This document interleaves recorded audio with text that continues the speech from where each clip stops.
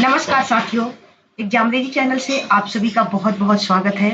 जैसा कि आपको पता ही है कि इस चैनल से भारतीय इतिहास के तहत प्राचीन भारत के इतिहास की श्रृंखला लगातार जारी है साथियों। तो इसके तहत मैं गुप्त काल में 50 क्वेश्चन को करा चुकी हूँ और आगे मैं आज कोशिश करूंगी कि गुप्त काल को कंप्लीट कराऊं। तो साथियों, ये जो सीरीज चल रहा है आपके लिए बहुत ही महत्वपूर्ण होने वाला है, क्योंकि आगामी जो यूपीपीसीएस 14 मई को एग्जाम होने वाला है अथवा जो बीपीएससी या अन्य एग्जाम है, उन सभी एग्जाम में क्या होगा कि ये जो घटना चक्र है ये बहुत ही इम्पोर्टेंट रोल प्ले करता है साथियों। तो आइए जुड़ते हैं इस चैनल के साथ और मतलब प्रीलिम क्वालिफाई करने के लिए घटना चक्र को आगे बढ़ाते हैं साथियों।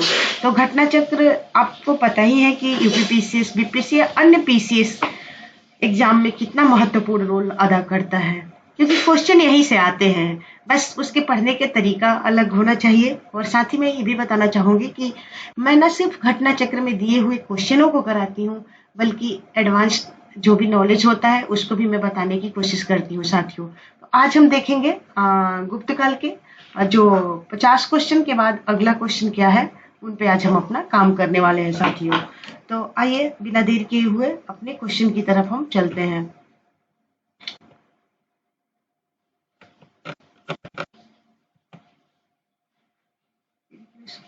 यस, गुप्त एवं गुप्तोत्तर युग, इसमें मैं 50 क्वेश्चन करा रखी हूँ। और नोट्स में जैसा कि बोली हो कि नोट्स तो रिपीट हो ही जाता है, तो इसे बार बार करने की जरूरत नहीं है, क्योंकि 7480 पेजेस में हिस्ट्री जो है घटना चक्र का दिया हुआ है। तो इसे जल्दी जल्दी करने के लिए नोट्स पढ़ने लगेंगे तो फिर थोड़ा मुश्किल हो जाएगा। तो देखते हैं। हाँ, यहाँ तक क्वेश्चन हो गया था, सती प्रथा का प्रथम अभिलेखीय साक्ष्य कहाँ प्राप्त हुआ है साथियों।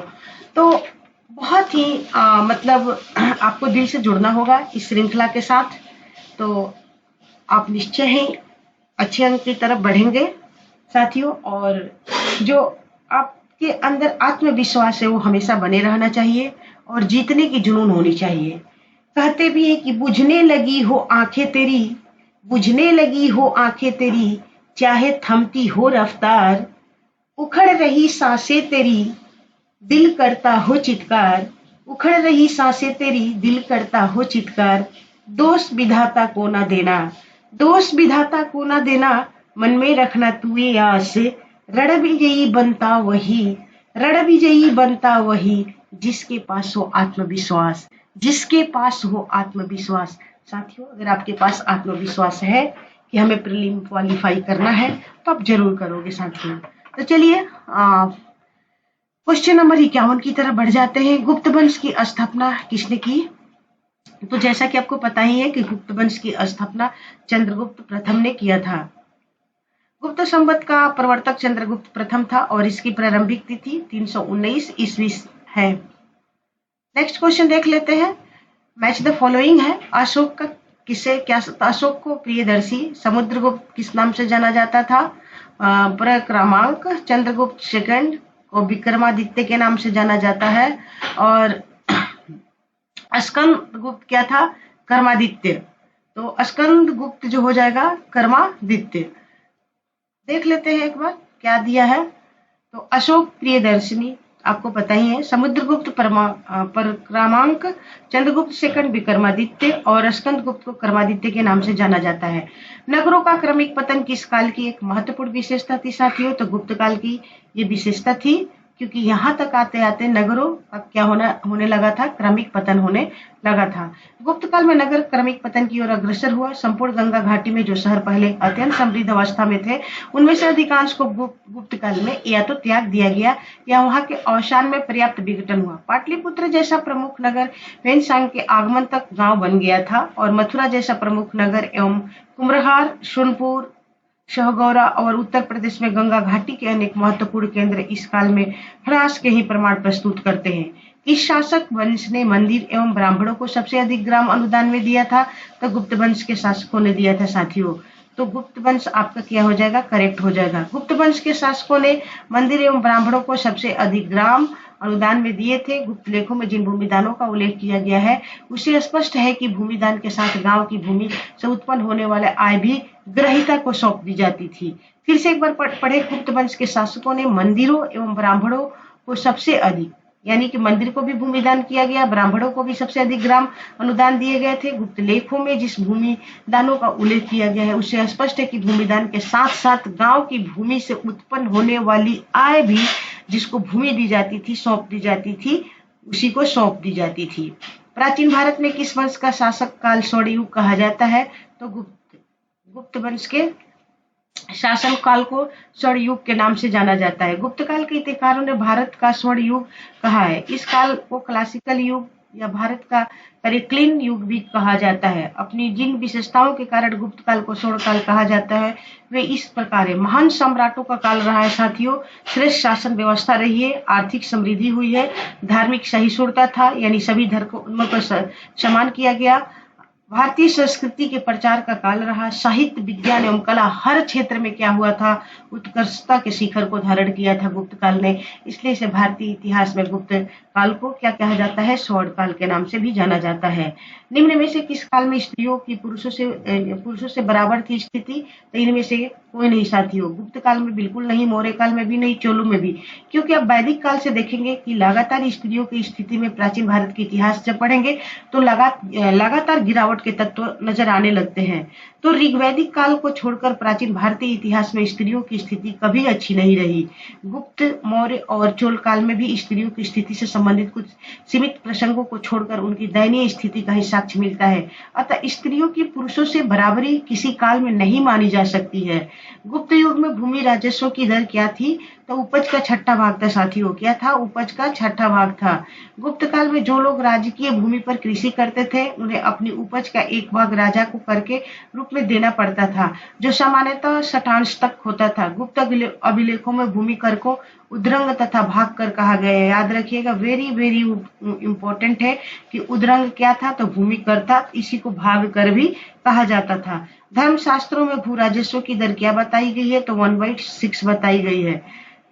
प्राय सभी धर्म शास्त्रों में भू राजस्व की दर 1/6 यानी उपज का छठा भाग थी। हिंदू विधि द्वारा मान्य कर कितना था? तो 1 उपज का छठा भाग था। किस प्रकार की भूमि को अप्रहत कहा जाता था साथियों? तो बिना जोती हुई जंगल भूमि को क्या कहा जाता था? अप्रहत, अर्थात वह भूमि जिसकी जुताई नहीं होती थी उसे अप्रहत कहा जाता था, अथवा जंगल की भूमि। तो वह भूमि जिसे जोता न गया हो उसे अप्रहत भूमि कहा जाता था। यह गुप्तकालीन राजस्व व्यवस्था का एक पद क्या है? टर्म्स है। भारत के इतिहास के संदर्भ में कुल्यवाप तथा द्रोणवाप शब्द क्या निर्दिष्ट करते हैं? तो यह भूमि माप की इकाई है। क्या है? भूमि माप की इकाई है। याद रखिएगा, कुल्यवाप और ये जो द्रोणवाप है क्या है? तो भूमि माप की इकाई है। गुप्त काल में भूमि से अलग राजस्व लिया जाता था। कुल्यवाप, द्रोणवाप, अधवाप भूमि माप की क्या थी? इकाइयां थी। पूछा जा सकता है, तो इसे आप जरूर याद रखना। गुप्त साम्राज्य द्वारा निम्न में से किन्हें कर रहित कृषि भूमि प्रदान की जाती थी? तो ब्राह्मणों को दी जाती थी। इनको कर रहित भूमि दी जाती थी। गुप्त काल में मंदिरों एवं ब्राह्मणों को जो भूमि दान में दी जाती उसे अग्रहार कहा जाता था। ऐसे भूमि सभी प्रकार के करों से क्या होती थी? मुक्त होती थी। तो जो ब्राह्मण और मंदिर को भूमि दान दी जाती थी उस भूमि को पार्टिकुलर रूप से अग्रहार कहा जाता था और ऐसी सभी प्रकार के करों से मुक्त होती थी तथा इनके ऊपर धारकों का पूर्ण स्वामित्व होता था। जिनको ये भूमि दे दी जाती थी उनका पूर्ण स्वामित्व हो जाता था। इस प्रकार के भूमिदान का एकमात्र उद्देश्य धार्मिक एवं शैक्षणिक था। क्या था? धार्मिक उद्देश्य भी था और शैक्षणिक उद्देश्य भी था। प्राचीन भारत में सिंचाई कर को क्या कहते थे साथियों?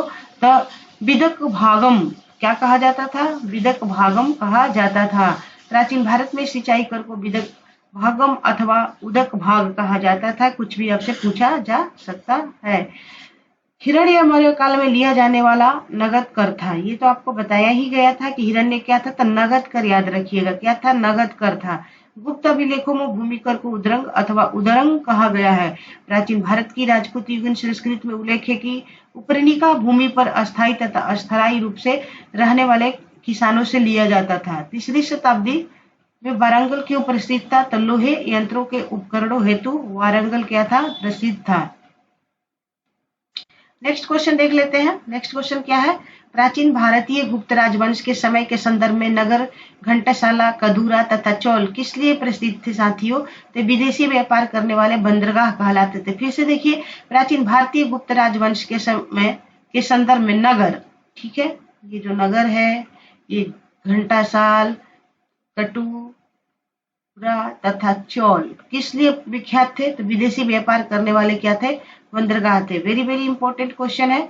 तो घंटासाल, कदूरा तथा चौल गुप्त काल में बड़े बंदरगाह शहर थे। क्या थे? बड़े बंदरगाह ये शहर थे जहां से विदेशियों से व्यापार किया जाता था। घंटासाल एवं कदूरा जहां पूर्वी तटीय शहर थे, वहीं चौल पश्चिमी तटीय बंदरगाह शहर का प्रतिनिधित्व करता था। तुर्मान किस जातीय दल का था? तो ये हूण था। तुर्मान किस जातीय दल का था? तो ये हूण था साथियों। तुर्मान भारत पर दूसरे हूण आक्रमण का नेता था। मध्य भारत के एरण नामक स्थान से वाराह प्रतिमा पर खुदा हुआ उसका लेख मिला है, जिसे पता चलता है कि धन्य विष्णु उसके शासनकाल के प्रथम वर्ष में उसका सामंत था। निम्नलिखित में से किसने हूण शासक मिहिर कुल को पराजित किया था? तो Yashodharman. Very very important question है, बहुत बार पूछा भी गया है। तो निम्नलिखित में से किसने हूण शासक मिहिर कुल को पराजित किया था?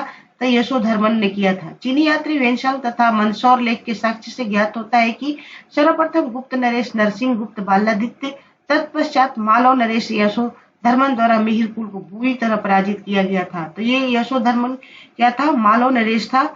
और सर्वप्रथम अगर गुप्तों में किसी ने हूणों को टक्कर दिया था तो गुप्त नरेश नरसिंह गुप्त बालादित्य ने दिया था साथियों। ये भी पार्टिकुलर रूप से भी पूछा जा सकता है। उसके बाद मालव नरेश यशोधर्मन द्वारा मिहिर कुल को बुरी तरह से पराजित किया गया था। चीनी यात्री जिसने 6ठी शताब्दी में भारत दर्शन किया था तो सुंग यून था। कौन था? सुंग यून। चीनी यात्री सुंग यून 518 ईस्वी में भारत आया और उसने अपनी 3 वर्ष की यात्रा में बौद्ध धर्म की प्रतिमाएं एकत्रित की थी। चीनी यात्री सुंग यून ने भारत की यात्रा कब की थी? तभी अभी पढ़े, 6ठी शताब्दी ईसा पूर्व में आया है। तो 515 ईस्वी से 520 ईस्वी के बीच में इसका काल माना जाता है। और ऐसे क्वेश्चनों को रट लेना चाहिए, क्योंकि आप वेनसांग, हायान इत्यादि के तो नाम जानते हैं कि कब आया कब गया, परंतु इनका शायद मतलब न याद हो, तो आप इसे याद कर लो। चीनी यात्री सुंग यून ने भारत की यात्रा कब की थी? तो 6ठी शताब्दी में की थी। इसमें सारा 6ठी शताब्दी ही दे रखा है, तो इसलिए एक पार्टिकुलर टाइम आपको याद करना पड़ेगा। तो 515 ईस्वी से 520 ईस्वी में। नेक्स्ट इसका ऑप्शन ए हो जाएगा। नेक्स्ट क्वेश्चन, चीनी यात्री, इसका डिस्क्रिप्शन देखो। चीनी यात्री सुंग यून 518 ईस्वी से 500 ईस्वी तक भारत की यात्रा की। इसने अपनी 3 वर्षों की यात्रा में बौद्ध धर्म की प्रतियां एकत्रित की थी और दिए गए विकल्पों में निकटतम विकल्प ए है, अतः उससे सही माना जा सकता है।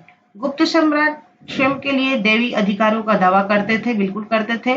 उनका प्रशासन नितांत केंद्रीकृत था नहीं, केंद्रीयकरण के तत्व तो यहाँ खत्म हो गया था, तो ये तो गलत हो गया। तो 2 जहां जहां रहेगा काट देंगे, तो ये भी नहीं होगा, बी ऑप्शन, डी भी नहीं होगा और 1 भी नहीं होगा, तो ऑटोमेटिक हो गया सी। तो उन्हें भूमि दान की परंपरा को विस्तारित किया था, बिल्कुल किया था, विस्तारित किया था, तो इसलिए आपका क्या हो जाएगा? C correct. गुप्त साम्राज्य की शासन व्यवस्था राजतंत्रात्मक थी, ये भी पूछा जा सकता था कि उनकी शासन व्यवस्था कैसे थी? राजतंत्रात्मक थी। मौर्य शासकों के विपरीत गुप्त वंशीय शासक अपनी दैवी उत्पत्ति में विश्वास करते थे, बिल्कुल ही विश्वास करते थे। और गुप्त शासकों ने भूमिदान की परंपरा को विस्तारित किया था, शुरू नहीं किया था साथियों, विस्तार दिया था इसको, क्योंकि तो भूमिदान के साक्ष्य हमें तो मौर्योत्तर काल में ही मिलने लगता है। गुप्त शासन का स्वरूप केंद्रीकृत न होकर संघात्मक था। ये छोटे छोटे संघों में क्या था? विभक्त था, क्योंकि सामंती प्रथा की शुरुआत हो चुकी थी। तो गुप्त राजा अनेक छोटे छोटे राजाओं का राजा होता था, ठीक है, मतलब जो गुप्त राजा होता था तो वो अनेक छोटे छोटे राजाओं का राजा होता था। ये राजा सामंत होते थे, छोटे छोटे जो होते थे।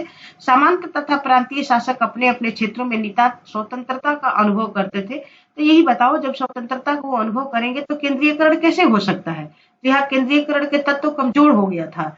इस प्रकार कथन 1 एवं 3 सही है, जबकि कथन 2 गलत है साथियों। तो केंद्रीयकरण का ह्रास दिखेगा गुप्त काल में, क्योंकि जो राजा छोटे छोटे होते थे वो स्वतंत्र हुआ करते थे और इन पे केंद्रीयकरण का मतलब नियंत्रण नहीं देखने को मिलता है। गुप्त काल के दौरान भारत में बलात् श्रम, जिसको विष्टि के संदर्भ में निम्नलिखित में से कौन सा कथन सही है?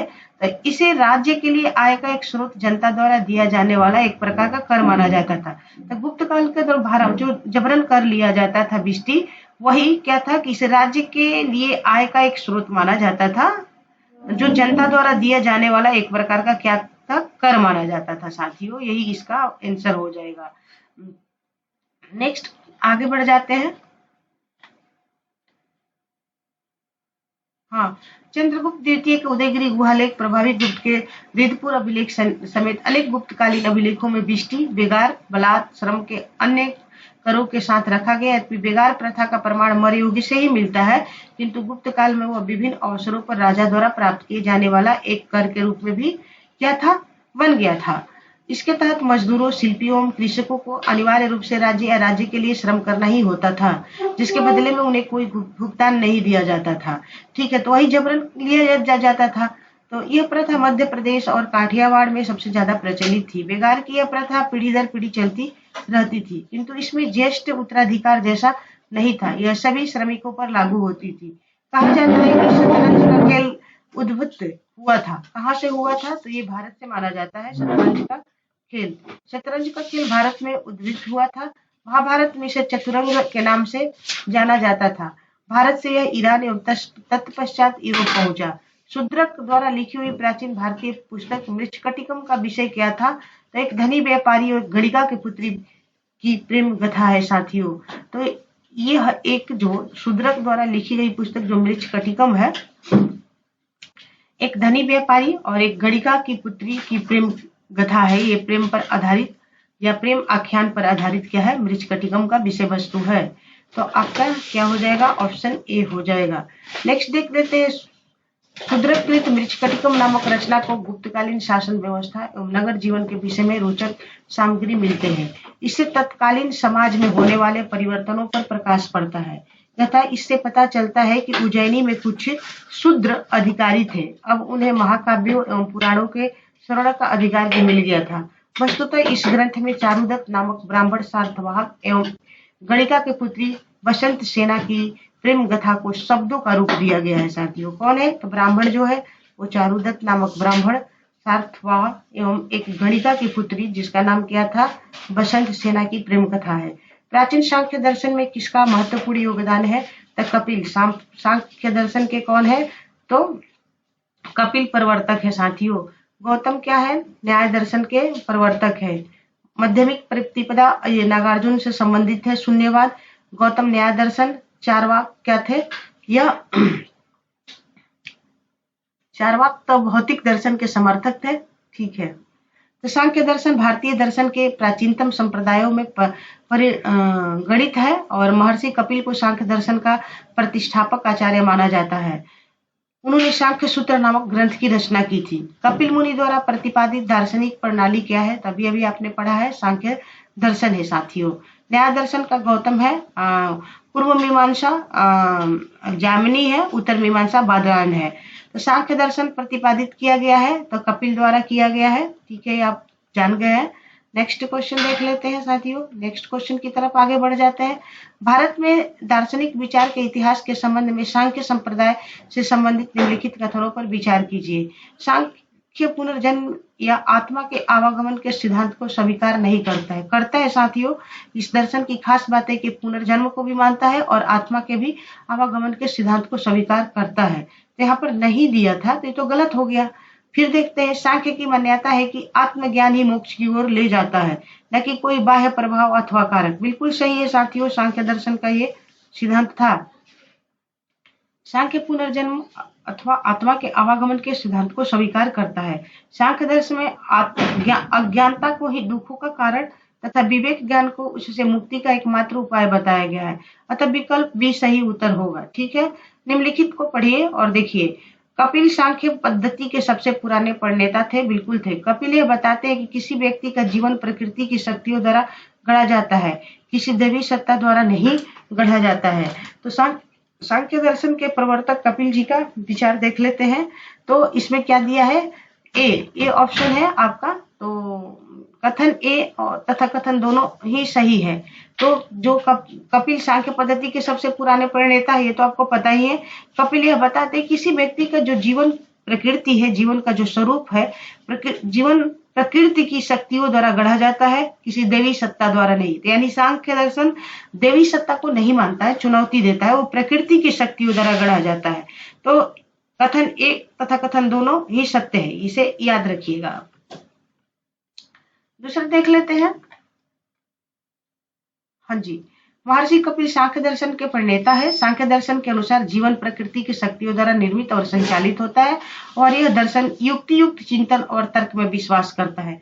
तो जब तर्क और चिंतन में विश्वास करेगा तो देवी शक्ति को कैसे स्वीकार करेगा, क्योंकि तर्क और चिंतन पे आधारित दर्शन देवी शक्ति को चुनौती देता है। योग दर्शन के प्रतिपादक कौन है, तो पतंजलि है साथियों। योग दर्शन के पतंजलि है, महर्षि पतंजलि जो है योग दर्शन के प्रतिपादक है। योग दर्शन का प्रतिस्थापक आचार्य माना जाता है। यद्यपि भारतीय परंपरा में योग साधना का इतिहास अत्यंत प्राचीन है। उपनिषद, महाभारत, भगवत गीता, जैन और बौद्ध मतों में योग संबंधी क्रियाओं का विवेचन प्राप्त होता है। तथापि सर्वप्रथम महर्षि पतंजलि ने ही सुसंबद्ध दार्शनिक सिद्धांत के रूप में योग का विवेचन किया, इसलिए इसे पतंजलि दर्शन भी कहा जाता है। योग के आविष्कारक कौन थे, तो पतंजलि है साथियों, आप इसे देख लेना। नेक्स्ट आ जाते हैं, निम्नलिखित में से कौन एक अष्टांग योग का अंश नहीं है, तो ये बड़ा देख लेना। अनुस्मृति है, ध्यान है, प्रत्याहार है, धारणा है, इनमें से कोई नहीं। इस टाइप का क्वेश्चन आता है तो प्राय गलत ही हो जाता है, लेकिन एक बार देख लो इनकेस रिपीट हो तो। महर्षि पतंजलि ने योग को चित्त की वृत्तियों को योग चित्त वृत्ति निरोध के रूप में परिभाषित किया है। लगभग 200 ईसा पूर्व में महर्षि पतंजलि ने योग को लिखित रूप में संग्रहित किया और योग सूत्र की रचना की। योग सूत्र की रचना के कारण पतंजलि को योग का जनक कहा जाता है। उन्होंने योग के 8 ग्रंथ यथा, यम, नियम, आसन, प्राणायाम, प्रत्याहार, धारणा, ध्यान, समाधि का वर्णन किया है। तो एक बार फिर से देखो क्या है। यम है, ठीक है, बिल्कुल। नियम है, आसन है, ये तो पता ही है। प्राणायाम है, ये भी पकड़ा जाएगा। तो एक मिनट, प्रत्याहार, धारणा, ध्यान भी पता है और समाधि। तो जिसमें से 4-5 तो पता है, बाकी 1-2 देख लेना तो इससे पता चल जाएगा कि क्या है। तो इसमें देखो अनुस्मृति का नाम कहीं नहीं आ रहा है। तो प्रत्याहार है, धारणा है, ध्यान है, लेकिन अनुस्मृति नहीं है योग सूत्र का विषय वस्तु। तो यही अष्टांग योग है। अतः स्पष्ट है कि अनुस्मृति अष्टांग योग का अंश नहीं है। तो कौन कहे, यम यस, नियम यस, आसन यस, प्राणायाम यस, प्रत्याहार है, धारणा है, ध्यान, समाधि, यही है। भाष्य के लेखक पतंजलि समसामयिक किसके थे, यानी किसके कंटेम्परेरी थे साथियों, तो पतंजलि थे। आपको पता ही है कि पुष्यमित्र शुंग के समकालीन थे ये। महाभाष्य के लेखक पतंजलि शुंग वंश के संस्थापक पुष्यमित्र शुंग जो 184 ईसा पूर्व से 148 ईसा पूर्व का इसका शासन काल है। तो इसमें किसने क्या किया था, अंतिम जो मौर्य शासक बृहद्रथ था उसकी हत्या कर दी थी और शुंग वंश की स्थापना की थी, ठीक है। तो उसी के समकालीन है।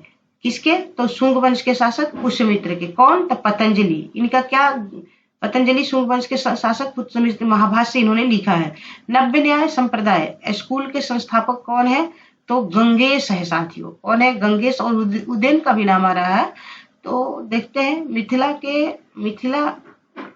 डी भी आ रहा है, मतलब ये भी है और ये भी है। तो मिथिला का प्रसिद्ध तर्कवादी उदयन या उदयनाचार्य न्याय दर्शन के प्रख्यात विद्वान थे। उनकी रचना कुसुमांजलि को नव्य न्याय दर्शन का मूल स्रोत भी माना जाता है। कई विचारक उदयन को नव्य न्याय दर्शन संप्रदाय का वास्तविक संस्थापक मानते हैं, जबकि कुछ विचारक गंगेश जी ने नव्य न्याय दर्शन को संग्रहित किया था को इसका संस्थापक मानते हैं साथियों। तो दोनों देख लेना। जब तक जीवित रहो सुख से जीवित रहो, चाहे इसके लिए ऋण ही लेना क्यों न पड़े। ये तो चारवाकों की कथन है, क्योंकि शरीर के भस्मीभूत हो जाने पर पुनरागमन नहीं, यानी कि पुनर्जन्म नहीं हो सकता। पुनर्जन्म का निषेध करने वाली यह किसकी है साथियों, यह उक्ति किसकी है, तो चारवाकों की है। उनका कहना था कि जब तक जीवत घीवत पीवत, यानी कि भारतीय दर्शन में चारवाक दर्शन जड़वादी या भौतिकवादी विचारधारा का पोषक है। इस दर्शन का आदर्श है जब तक जीवित रहो सुख से जीवित रहो, उधार लेकर घी पियो, क्योंकि देह के भस्म हो जाने के बाद पुनर्जन्म नहीं होता है। याव जीवित सुखम जीवित ऋणम कृत्वा धृतम पीवेत। कह रहा है कि जब तक जीवो सुख से जीवो। ऋण क्या करता है, कुछ नहीं। ऋण कृत्वा धृतम पियो, ऋण लेकर भी क्या करो, घी पियो। भस्मीभूतस्य देहस्य पुनरागमन कुतः, भस्मीभूत, ये शरीर भस्मीभूत हो जाता है और इस देह का क्या पुनरागमन होता है, यानी कि नहीं होता है। उनकी यही सिद्धांत थी चारवाकियों की। और ये भौतिकवादी थे, यानी कि ये पुनर्जन्म वगैरह में विश्वास नहीं करते थे। जब तक जियो इस लोक में खूब क्या मजे से जियो। केवल प्रत्यक्ष प्रमाण को कौन स्वीकार करता है? ये चारवाक, क्योंकि ये आगे पीछे नहीं, मतलब इसी जीवन के बारे में सोचते हैं। तो चारवाक प्रत्यक्ष प्रमाण को ही स्वीकार करता है, ये पुनर्जन्म वगैरह में विश्वास नहीं करता है। भारतीय दर्शन में विभिन्न संप्रदायों में प्रमाणों की संख्या के विषय में पर्याप्त मतभेद है। बौद्ध और वैशेषिक संप्रदाय प्रत्यक्ष तथा अनुमान केवल 2 प्रमाणों के स्वीकार करते हैं।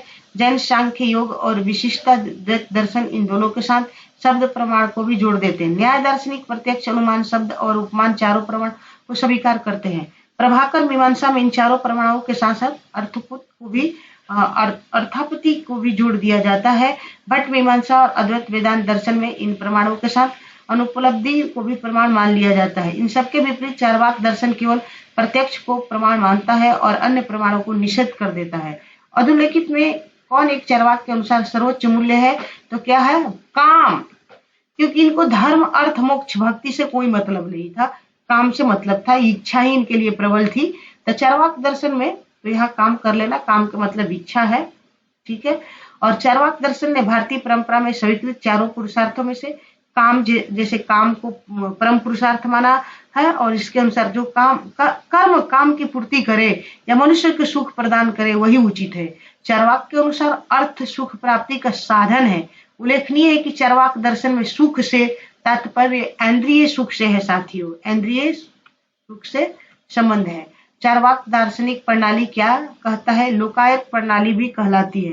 पूछा जा सकता है कि जो चारवाक दर्शन प्रणाली हो अन्य किस नाम से? तो लोकायत प्रणाली के नाम से भी जाना जाता है। आस्तिक प्रणाली भी कहलाती है? नहीं। मीमांसा प्रणाली भी कहलाती थी? नहीं। वैशेषिक प्रणाली भी कहलाती थी? नहीं। तो क्या लोकायत प्रणाली भी कहलाती थी। चारवाक दर्शन, इसको भौतिकवादी दर्शन भी कहते हैं, जिसे लोकायत के नाम से भी जाना जाता है। इस दर्शन के प्रणेता चारवाक है। यह नास्तिक विचारधारा पर आधारित दर्शन है।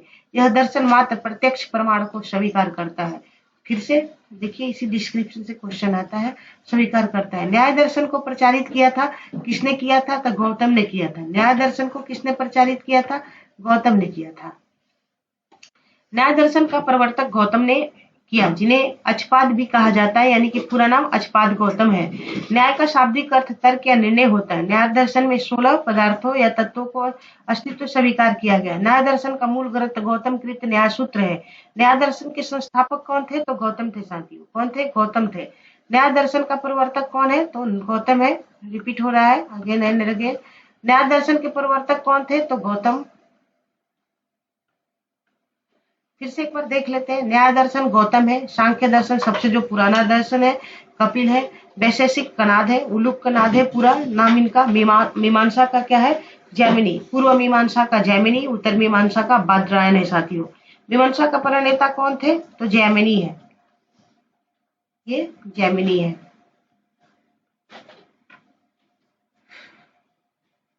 ये दिया हो कि सूची 1 को सूची 2 से सुमेलित कीजिए तथा सूची के नीचे दे कूट से सही उत्तर का चयन करना है। न्याय दर्शन वास्तविक ज्ञान का अभिग्रहण, मीमांसा दर्शन आत्मज्ञान। उसके बाद आइए ये देखिए, सांख्य दर्शन वैदिक अनुष्ठान करना और वेदांत दर्शन तार्किक चिंतन। तो न्याय दर्शन क्या हो जाएगा? तार्किक चिंतन हो जाएगा। न्याय दर्शन क्या हो जाएगा? न्याय तो तर्क पे आधारित होता है ना, तो न्याय दर्शन का तार्किक चिंतन हो जाएगा विषय वस्तु। मीमांसा दर्शन वैदिक अनुष्ठान करता है साथियों, जो कि पूर्व मीमांसा और उत्तर मीमांसा है। सांख्य दर्शन वास्तविक ज्ञान का अभिग्रहण करता है। आपने सुना होगा कि जो वास्तविक ज्ञान है वही क्या है? सांख्य दर्शन का विषय वस्तु है। और वेदांत दर्शन आत्मज्ञान पर आधारित होता है। अब देखिए, भारतीय दर्शन में ये जो षड दर्शन है और उनके प्रवर्तक है, ये कौन कौन है? तो षड दर्शन यानी जो 6 ठो दर्शन दिया गया है उसमें उसके प्रवर्तक कौन है? तो न्याय दर्शन जो तर्क पे आधारित है, ठीक है। मीमांसा बौद्धिक जो वैदिक अनुष्ठान की बात करेगा, इसके जैमिनी है। सांख्य दर्शन जो पुराना दर्शन है, ये कपिल मुनि है इसके प्रणेता। वेदांत दर्शन जिसको उत्तर मीमांसा के नाम से भी जाना जाता है, ये बादरायण है। और वैशेषिक दर्शन उलूक कनाद मुनि जी है। और योग दर्शन पतंजलि है, कभी कभी मिलाने को दे देता है। तो वेदांत दर्शन आत्मज्ञान पर आधारित है, जिसको उत्तर मीमांसा भी कहते हैं। मीमांसा दर्शन वैदिक अनुष्ठान पर है। न्याय दर्शन तर्क तर्क पे है और सांख्य दर्शन वास्तविक ज्ञान का अभिग्रहण करता है। ये कर्म सिद्धांत किससे संबंधित होगा? तो कर्म सिद्धांत जो होगा वो किसका इस विषय वस्तु है? तो मीमांसा से। कर्म सिद्धांत मतलब जो मीमांसा दर्शन है वो कर्म सिद्धांत में विश्वास करता है। कर्म सिद्धांत संबंधित है मीमांसा दर्शन से, ठीक है। तो कर्म सिद्धांत मीमांसा दर्शन से संबंधित है। इसे पूर्व मीमांसा, कर्म मीमांसा या धर्म मीमांसा भी कहते हैं। मीमांसा के प्रखर आचार्य कुमारिल भट्ट को, जिनकी गणना भारतीय दर्शन के मूर्धन्य आचार्यों में की जाती है, जिन्होंने अपने प्रमुख तर्कों से बौद्ध धर्म तथा दर्शन का खंडन करके वैदिक धर्म तथा दर्शन की पुनः प्रतिष्ठा की थी। साथियों, पूर्व मीमांसा और वेदांत के बीच की श्रृंखला माना जाता है। तो वैदिक मतलब जो धर्म था, जो दर्शन था, उसको पुनः प्रतिष्ठित किया गया था ये मीमांसा दर्शन के द्वारा, ठीक है। निम्न में से किस दर्शन का मत है कि वेद शाश्वत और सत्य है? तो किस दर्शन का होगा साथियों? तो मीमांसा का, क्योंकि वैदिक सिद्धांतों को ये क्या करता है? सपोर्ट करता है। तो इसलिए क्या हो जाएगा यहाँ आंसर आप सीधे पकड़ लेना, मीमांसा। क्योंकि इस दर्शन का मत है कि वेद क्या है? शाश्वत है, वो नष्ट नहीं हो सकते हैं, नित्य है। तो यही मीमांसा दर्शन क्या करता है? वैदिक कर्मकांडों को प्रोत्साहित करता है। मीमांसा दर्शन वेद के शाश्वत सत्य मानता है। पूर्व मीमांसा दर्शन में वेद के कर्म कांड भाग पर विचार किया गया है और उत्तर मीमांसा में वेद के ज्ञान कांड पर विचार किया गया है।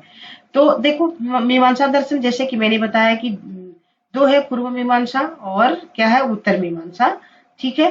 तो ये कह रहा है कि मीमांसा दर्शन वेद को शाश्वत सत्य मानता है। पूर्व मीमांसा दर्शन में वेद के कर्मकांड पर अधिक बल दिया गया है और उत्तर मीमांसा में वेद के ज्ञान कांड पर विचार किया गया है। तो अपूर्व का सिद्धांत संबंधित है। अपूर्व मतलब मीमांसा से संबंधित है। अपूर्व का सिद्धांत मीमांसा दर्शन से संबंधित है। साथियों, मीमांसा दर्शन में अदृश्य शक्ति की कल्पना की गई है जो कर्म तथा उसके परिणाम के बीच एक अतिलौकिक कड़ी है, वह इसे अपूर्व कहता है। अपूर्व का शाब्दिक अर्थ है कोई न वस्तु, कोई नई वस्तु जो पहले नहीं जानी गई अथवा वह जो पहले नहीं थी, ठीक है। अपूर्व उसको बोलते हैं, मतलब जो नहीं थी। तो कोई नई वस्तु जो पहले नहीं जानी गई अथवा वह जो पहले नहीं थी, इसी को अपूर्व। और ये अपूर्व सिद्धांत से संबंधित है। कौन दर्शन? तो मीमांसा दर्शन संबंधित है। इनमें में से किस भारतीय दर्शन ने परमाणु सिद्धांत का प्रतिपादन किया था? तो ये वैशेषिक किया था। साथियों, ये वेरी वेरी इंपॉर्टेंट क्वेश्चन है। वैशेषिक दर्शन के अनुसार सृष्टि का निर्माण अणु से हुआ है। महर्षि कणाद इस दर्शन के प्रवर्तक है, ठीक है। तो निम्न में से किस भारतीय परमाणु सिद्धांत का प्रतिपादन किया था? तो यही आपका वैशेषिक दर्शन, जिसके प्रवर्तक कौन थे? तो महर्षि उलूक कणाद थे, ठीक है। और ये आपका ऑप्शन डी हो जाएगा आंसर। निम्नलिखित में से कौन सा एक भारतीय दर्शन का भाग नहीं है? तो आप जानते ही हैं कि 6 है। अभी भारतीय दर्शन आप पढ़े तो मीमांसा और वेदांत है, न्याय और वैशेषिक बिल्कुल है, सांख्य और योग भी है, लेकिन लोकायत और कपालिक नहीं है। षड दर्शन में नहीं आता है। मीमांसा और वेदांत, न्याय और वैशेषिक तथा सांख्य और योग भारतीय षड दर्शन के भाग है। वेदों को मान्यता देने के कारण ही सांख्य, योग, न्याय, वैशेषिक, मीमांसा और वेदांत दर्शन आस्तिक दर्शन कहलाते हैं। साथियों, ये क्या कहलाएंगे? आस्तिक दर्शन है। इनके प्रणेता क्रमशः कपिल है, आप जानते ही हैं कपिल है, और पतंजलि है, योग का सिद्धांत इन्होंने दिया, ठीक है। गौतम न्याय, कणाद आप वैशेषिक दर्शन से संबंधित है। जैमिनी आप पढ़े ही हैं, मीमांसा से है, मतलब पूर्व मीमांसा से है, और बद्रायण उत्तर मीमांसा से है। जबकि लोकायत और कपालिक भारतीय षड दर्शन के भाग नहीं है। लोकायत दर्शन किसको कहा जाता है? तो चारवाक आप पढ़े हैं ना, जो नास्तिक दर्शन है। ये जो षड दर्शन अभी अभी बताया गया है आपका, योग, न्याय, वैशेषिक, ये सांख्य जो जिसके प्रवर्तक कपिल है, सांख्य, योग, न्याय, वैशेषिक, मीमांसा, वेदांत, ये षड दर्शन है और ये आस्तिक दर्शन कहे जाते हैं। लोकायत दर्शन किसको कहा जाता है? तो ये चारवाक, ये भौतिकवादी था और ये नास्तिक, ठीक है।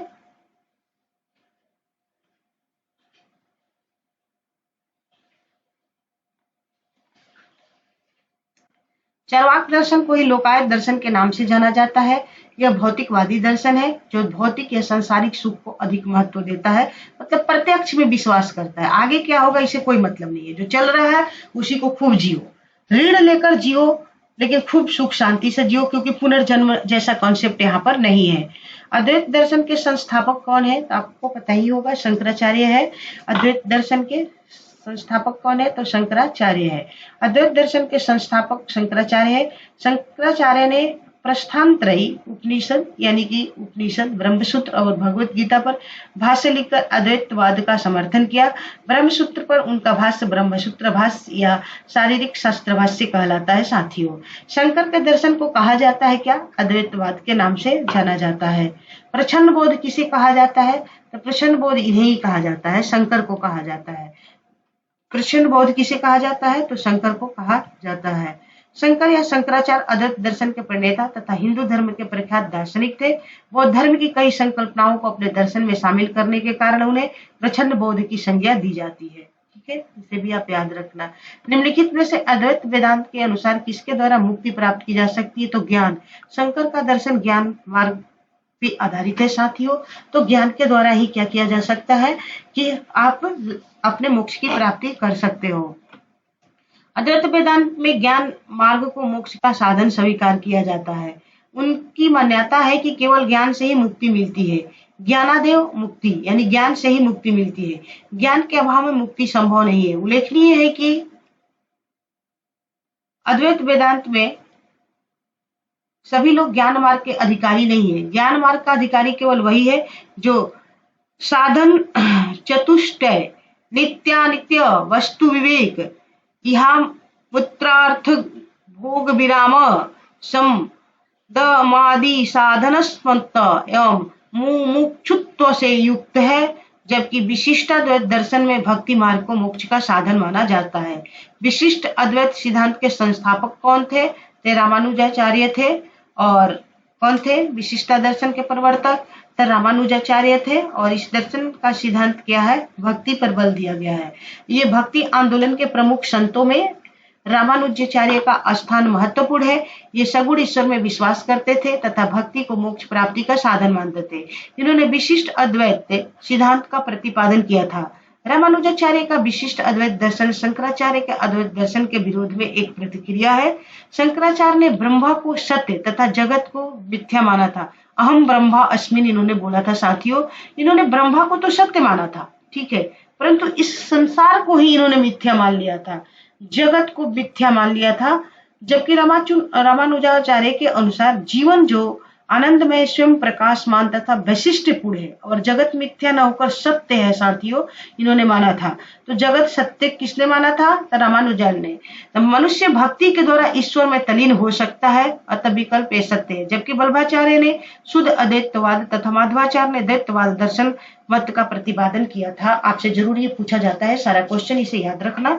तो जबकि वल्लभाचार्य ने शुद्ध अद्वैतवाद तथा माधवाचार्य ने द्वैतवाद दार्शनिक मत का प्रतिपादन किया था। निम्न में किसका संबंध वेदांत दर्शन के साथ नहीं है? तो अभिनव गुप्त का संबंध वेदांत दर्शन के साथ नहीं है। शंकराचार्य का है, बिल्कुल है। अभी पढ़े इनका जो दर्शन है ज्ञान मार्ग पे आधारित है। रामानुज का भी अभी आपने पढ़ा जो कि भक्ति मार्ग पर आधारित है। माधव के दर्शन को द्वैतवाद के नाम से जाना जाता है, ठीक है, और अभिनव गुप्त का इससे संबंध नहीं होगा, ठीक है। इसके बाद देखो, वेदांत दर्शन को भारतीय विचारधारा की पराकाष्ठा माना जाता है। वेदांत का शाब्दिक अर्थ है वेदकांत या वैदिक विचारधारा की पराकाष्ठा। वेदांत दर्शन के 3 आधार है, उपनिषद है, ब्रह्मसूत्र है और भगवत गीता है। इन्हें वेदांत दर्शन को प्रस्थानत्रयी कहा जाता है, ठीक है। तो याद रखना कि वेदांत दर्शन यानी वेदों के अंत ये 3 आधार है, उपनिषद है, ठीक है, ब्रह्मसूत्र है और भगवत गीता है। इन्हें वेदांत दर्शन के प्रस्थानत्रयी कहा जाता है। कई सूक्ष्म भेदों के आधार पर इसके उपसंप्रदाय एवं इसके प्रवर्तक है, जैसे शंकराचार्य का अद्वैतवाद, रामानुजा का विशिष्टाद्वैत, माधवाचार्य का द्वैतवाद। अभिनव गुप्त की मुख्य ख्याति तंत्र तथा अलंकार शास्त्र के क्षेत्र में है। ये दर्शन के क्षेत्र में तर्क शास्त्र जुड़े हुए हैं, ठीक है। यहाँ देख लेते हैं टाइम पीरियड दिया हुआ मिलाने के लिए। विक्रम संवत कब से शुरू होता है, शंख संवत कब से शुरू होता है, उनका टाइम पीरियड क्या है, और गुप्त संवत कब से है, कली संवत कब से है। साथियों, मिलान करना है, मैच द फॉलोइंग। जैसा कि आपको मैं बता दी हूँ 57 ईसा पूर्व या 58 ईसा पूर्व, किसकी तिथि मानी जाती है? विक्रम संवत को। और विक्रम संवत के ही आपको मैंने दो अन्य नाम बताई थी, कृत संवत और मालव संवत, जब मैं आपको ये कराई थी पिछले चैप्टर में।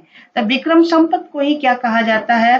कृत संवत या मालव संवत भी कहते हैं। इसकी तिथि 57 या 58 ईसा पूर्व मानी जाती है। संघ संवत की तिथि 78 ईस्वी मानी जाती है तथा इस संवत का प्रवर्तक कनिष्क को माना जाता है। 78 ईस्वी याद रखना, शक संवत, और इसका प्रवर्तक कौन है? तो कनिष्क है। ठीक है, कनिष्क वंश का, कुषाण वंश का शासक कनिष्क है। इस संवत का प्रवर्तक कनिष्क को माना जाता है। गुप्त संवत की स्थापना चंद्रगुप्त ने 300 प्रथम ने 319 से 320 में की थी। कली संवत 3102 यानी कि 3102 ईसा पूर्व का माना जाता है साथियों। तो याद रखना इन सारी चीजों को। निम्नलिखित कथनों पर विचार कीजिए तथा नीचे दिए कूट से सही उत्तर चुनिए। विक्रम संवत 58 ईसा पूर्व से प्रारंभ हुआ था, बिल्कुल। शक संवत 78 से आरंभ हुआ था, सही है। गुप्त काल सन 319 ईस्वी से आरंभ हुआ, ये भी सही है। भारत में मुसलमान शासन का युग 1192 से माना जाता है, बिल्कुल माना जाता है। तो ये चारों सही जाना चाहिए, देख लेते हैं, बिल्कुल सही है। तो ये डी ऑप्शन करेक्ट है। ठीक है, तो विक्रम संवत 58 ईसा पूर्व या कहीं 57 ईसा पूर्व भी दिया रहता है। शक संवत 18 ईस्वी से प्रारंभ हुआ। यद्यपि गुप्त वंश की स्थापना श्री गुप्त ने की थी, तथापि याद रखना कि गुप्त वंश की स्थापना तो श्री गुप्त ने की थी, तथापि गुप्त काल के प्रारंभ से तात्पर्य गुप्त साम्राज्य अर्थात चंद्रगुप्त प्रथम के शासन काल के आरंभ से माना जाता है साथियों। तो इसलिए वास्तविक रूप से अगर गुप्त साम्राज्य की शुरुआत देखोगे तो इन्हीं से माना जाता है, चंद्रगुप्त प्रथम से माना जाता है। तो इसलिए इनसे ही 319 ईस्वी का संबंध है। साथ ही यद्यपि 8वीं शताब्दी ईस्वी के प्रारंभ में मोहम्मद बिन कासिम द्वारा भारत के सिंध प्रांत को अधिकृत कर लिया, यानी कि भारत में मुस्लिम आक्रमण कब हुआ था? तो 8वीं शताब्दी के प्रारंभ में हुआ था, 712 ईस्वी के आसपास में हुआ था। तो प्रारंभ में मोहम्मद बिन कासिम के द्वारा भारत में किया गया था। भारत के सिंध प्रांत को अधिकृत कर लिया गया था, परंतु भारत में मुसलमान शासन का युग मोहम्मद गोरी की तराइन के द्वितीय युद्ध में विजय 1192 से प्रारंभ माना जाता है साथियों। तो इस प्रकार प्रश्नगत चारों कथन, 1 मिनट साथियों वेट करना।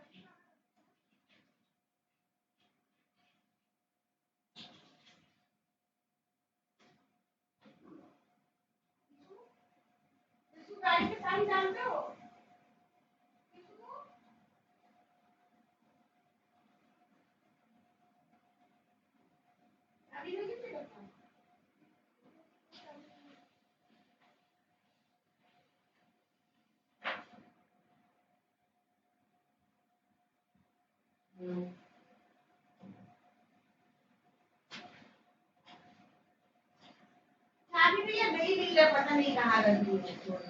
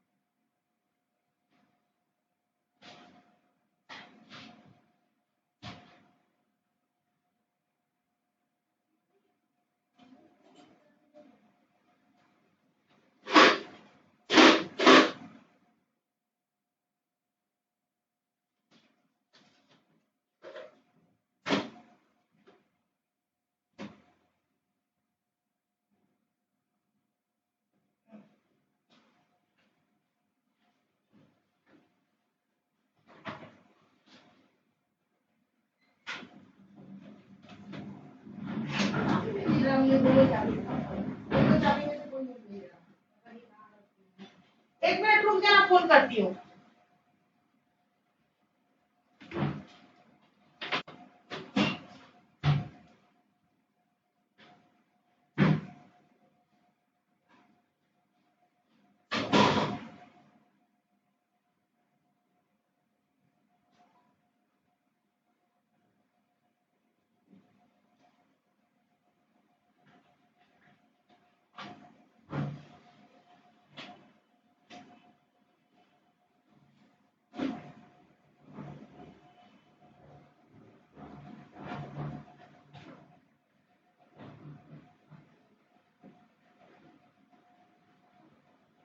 नहीं उतारे, जाओ भैया।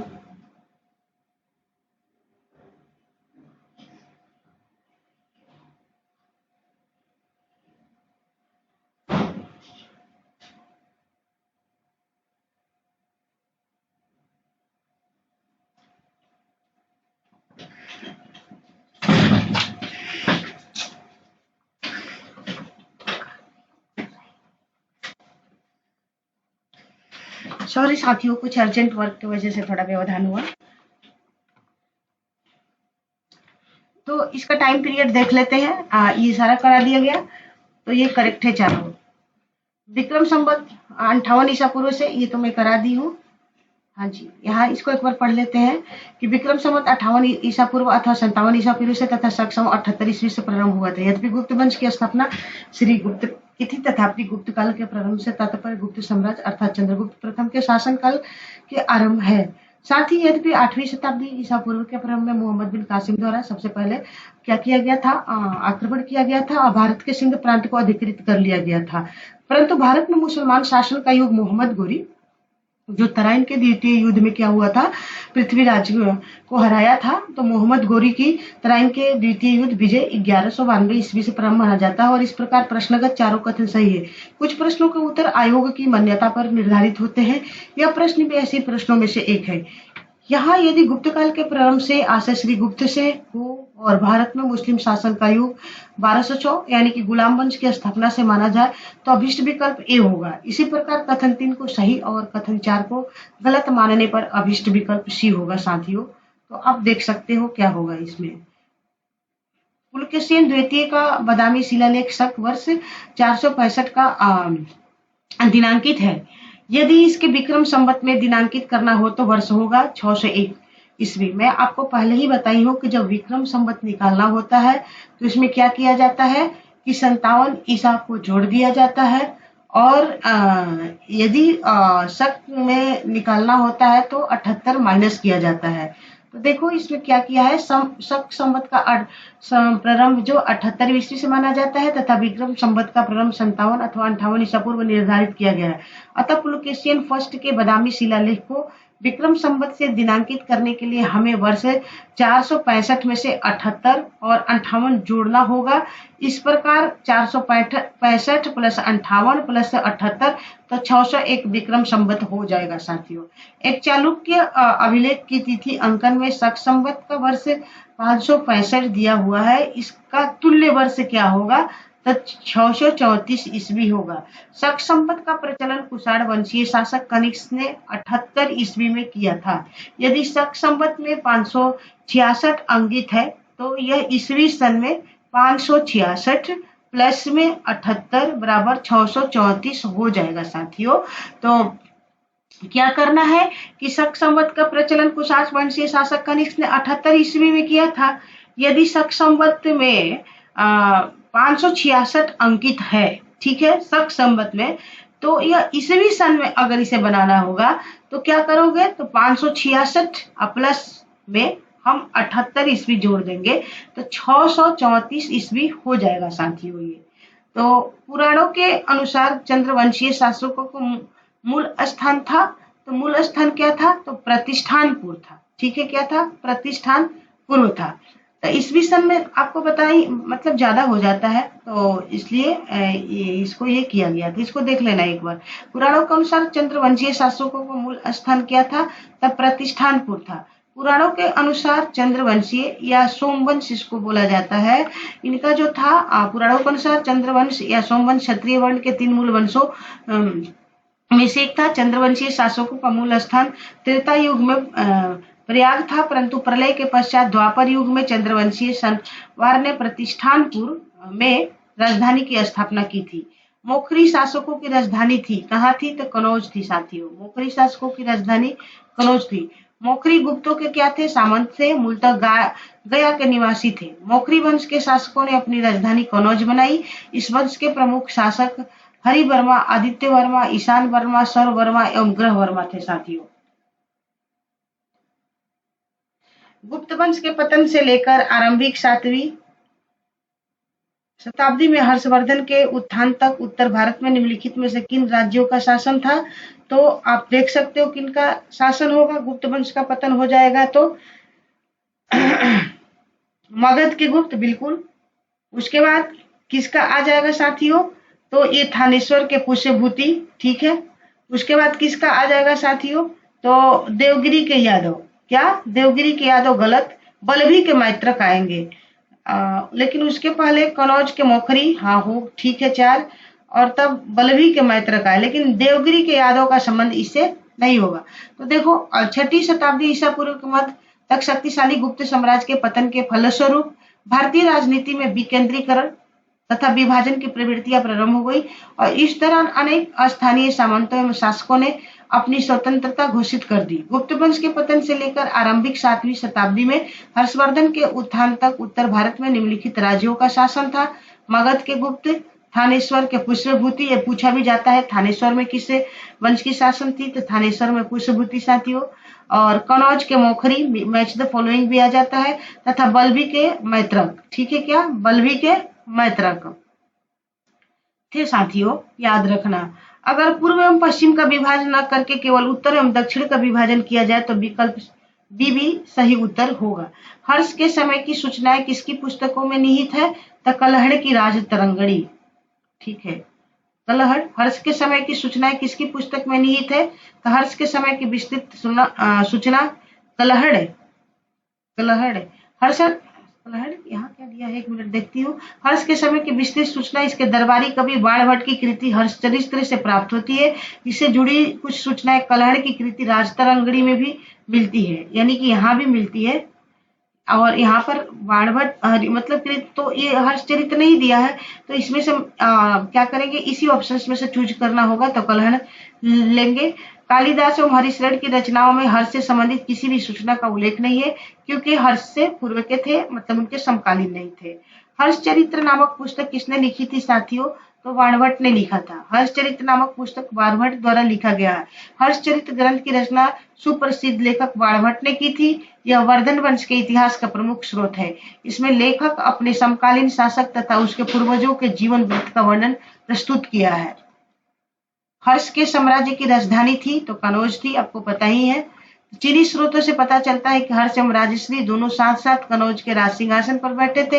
हर्ष ने अपनी राजधानी थानेश्वर से कनौज स्थानांतरित की ताकि वो राजश्री को प्रशासनिक कार्यों में पूरी सहायता प्रदान कर सके।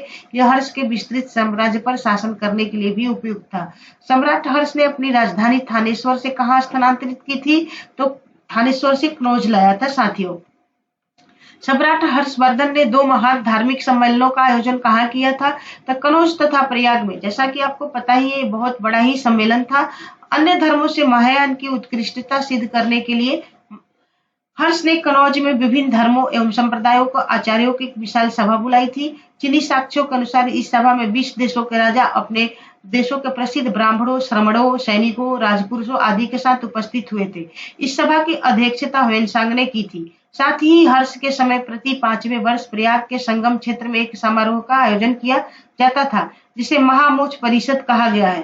ह्वेनसांग स्वयं 6ठे समारोह में उपस्थित था। ये भी पूछा जाता है कि समारोह में और इस परिषद को क्या कहा जाता है? तो महामोच परिषद कहा जाता है। और ये कहाँ हुआ था? प्रयाग के संगम क्षेत्र में क्या हुआ था? एक समारोह हुआ था। और हर्ष के समय प्रति 5वें वर्ष में, पूछा भी जा सकता है कि कब होता था? प्रति 5वें वर्ष में प्रयाग के संगम क्षेत्र में एक समारोह का आयोजन किया जाता था, जिसे महामोच परिषद कहा गया है। ह्वेनसांग 6ठे समारोह में क्या था? मतलब जो 6ठा हुआ था, इनके द्वारा कराया गया था, उसमें शामिल था। इसमें 18 देशों के राजा शामिल हुए थे साथियों। याद रखना, ये सारा फैक्ट आपके लिए इम्पोर्टेंट है।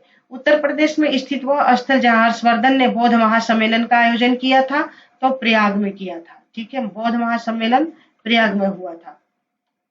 नेक्स्ट क्वेश्चन देख लेते हैं। नर्मदा नदी पर सम्राट हर्ष के दक्षिणवर्ती अग्र गमन को रोका था किसने? तो पुलकेशियन द्वितीय ने रोका था साथियों। पुलकेशियन द्वितीय चालुक्य शासक।